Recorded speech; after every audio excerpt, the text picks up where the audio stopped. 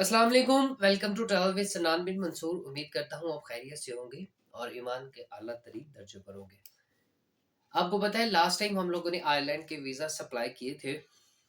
उसमें कुछ bad news है, आपके साथ शेयर करना चाहते हैं।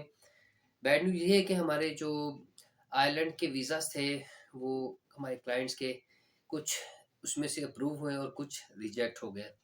अब जो हमारे वीज़ाज़ रिजेक्ट हुए हैं, मैं ये चाहता हूँ कि वो आप तक बताया जाए कि हमारे वीज़ाज़ क्यों रिजेक्ट हुए, ठीक है?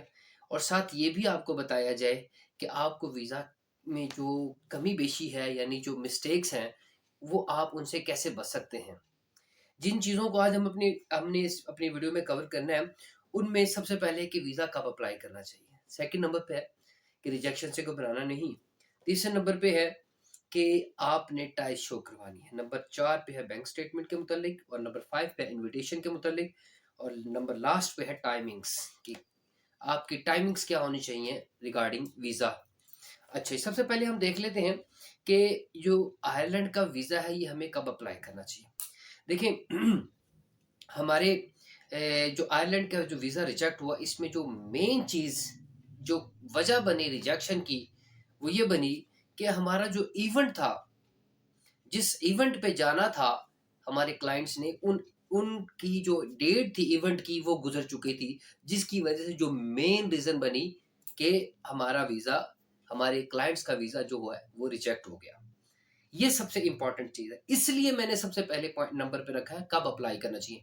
आप किसी इवेंट में जा रहे हैं, किसी भी इवेंट में जा रहे हैं, कॉन्फ्रेंस में जा रहे हैं, बिज़नेस मीटिंग में जा रहे हैं, विज़िट पे जा रहे हैं, wherever you are going, just keep in your mind कि आपने जब भी जाना है, क्या करना है कि आपने कम से कम 3 माह पहले अप्लाई करना है। ये मैंने मिनिमम टाइम बताया है, मैक्सिमम आपकी मर्ज़ी है, लेकिन मिनिमम 3 माह पहले आपने अप्लाई करना है और 3 माह पहले ही आपके पास आपके हाथ में इन्विटेशन लेटर होना चाहिए, जिस इन्विटेशन लेटर पे आपने आयरलैंड जाना है। ठीक है? ये पहली बात हुई कब अप्लाई करें। दूसरे नंबर पे रिजेक्शन से घबराना नहीं है। अच्छा होता ये है कि जब रिजेक्शन आते हैं तो उस रिजेक्शन के अंदर बहुत सारे पॉइंट्स आ जाते हैं। ऐसे भी पॉइंट्स आ जाते हैं, ऐसे भी वो मतलब कि डिस्क्रिप्शन में ऐसी चीज़ें लिख देते हैं रिजेक्शन के अंदर कि जो आपने 100% अपनी तरफ से दी होती हैं। मिसाल के तौर पर आपका इन्विटेशन जेन्युइन होता है। मिसाल के तौर पर आपकी बैंक स्टेटमेंट जेन्युइन होती है। फॉर एग्ज़ाम्पल आपका जॉब लेटर जेन्युइन होता है, लेकिन फिर भी रिजेक्ट कर देते हैं। उससे आपने घबराना नहीं है। जब एक दफ़ा उन्होंने डिसाइड कर लिया कि आपका वीज़ा रिजेक्ट करना है, तो वो सारे पॉइंट वो एक्युमुलेटिवली वो सारे ऐड कर देते हैं और नतीजा क्या निकलता है कि वो आप जो न्यूली लोग हैं वो घबरा जाते हैं, कहते जी हमने तो ये सारी चीज़ें पूरी की थी, लेकिन फिर रिजेक्शन आ गई। तो लिहाज़ा आपने उन सारी रिजेक्शन पर घबराना बिल्कुल भी नहीं है। तीसरे नंबर पे टाई शो करवानी है। जब भी आपने अप्लाई करना है, किसी भी कंट्री के लिए करना है, स्पेसिफिकली यूएसए, कनाडा और आयरलैंड के लिए, आपने अपने टाइज़ ज़रूर शो करवानी है। Ties you know what is ties कि आपने अपनी कंट्री रिटर्न आना है। जब आपकी टाइज़ शो नहीं होंगी, आप अपनी टाइज़ को स्ट्रांगली शो नहीं कर पाएँगे। अल्टीमेटली ये जो है ना वो आपके ऊपर वो मतलब कि एक लग सकता है, पॉइंट बन सकता है कि आपका जो है ना वीज़ा रिजेक्शन में जा सकता है। नंबर 4 पे एक बैंक स्टेटमेंट अच्छी बनानी है आपने, ठीक है? इन कंट्रीज़ में बैंक स्टेटमेंट बड़ा मैटर करती है, यूएसए के लिए तो नहीं चाहिए होती, लेकिन आयरलैंड और कनाडा के लिए आपको बैंक स्टेटमेंट चाहिए। आप जितने दिन के लिए भी जा रहे हैं, कम से कम स्पेसिफिकली आयरलैंड के लिए 6 माह की एक्टिव जो है ना वो आपको बैंक स्टेटमेंट चाहिए, जिसमें आपने 6 माह के अंदर कोई ट्रांज़ैक्शंस वगैरह की हों, जो एक्टिव हो, ठीक है? अच्छा जी, जब भी आपने आयरलैंड के लिए अप्लाई करना नंबर 5 पे है इन्विटेशन लेटर।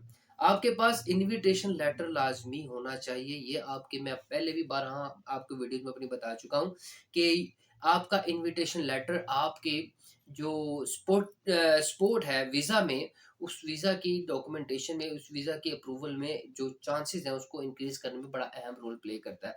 लिहाज़ा आपके पास ये अगर इन्विटेशन लेटर होता है तो ये बड़ी बेस्ट होती है। लेकिन बात वही है कि याद रखना है कि इन्विटेशन लेटर जिस भी डेट का है उससे 3 माह पहले आपने वीज़ा अप्लाई किया हो।